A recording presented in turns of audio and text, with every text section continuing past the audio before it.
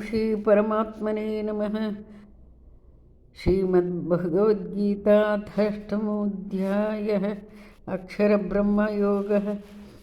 ಅರ್ಜುನ ಉವಾಚ ಕಿಂ ತದ್ಬ್ರಹ್ಮ ಕಿಮಧ್ಯಾತ್ಮಂ ಕಿಂ ಕರ್ಮ ಪುರುಷೋತ್ತಮ ಅಧಿಭೂತಂ ಚ ಕಿಂ ಪ್ರೋಕ್ತಂ ಅಧಿದೈವಂ ಕಿಮುಚ್ಯತೆ.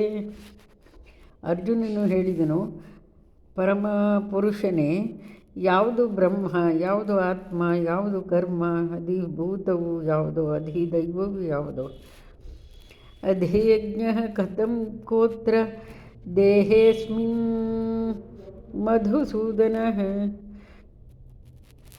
ಪ್ರಯಾಣಕಾಲೇ ಚ ಕಥಂ ಜ್ಞೇಯೋಸಿ ನಿಯತಾತ್ಮಭಿಃ. ಮಧುಸೂದನನೇ, ಯಜ್ಞದ ಪ್ರಭು ಯಾರು? ಅವನು ಈ ಶರೀರದಲ್ಲಿ ಹೇಗಿರುವನು? ನಿಯಂತ್ರಿತ ಮನಸ್ಸಿನವರು ಅಂತ್ಯಕಾಲದಲ್ಲಿ ನಿನ್ನನ್ನು ತಿಳಿಯುವುದು ಹೇಗೆ?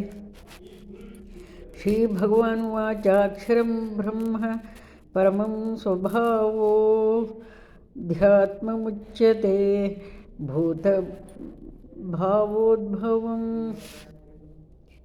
ಭೂತಭಾವೋದ್ಭವ ಕರೋ ನಿಸರ್ಗ ಕರ್ಮ ಸಂಹಿತಃ.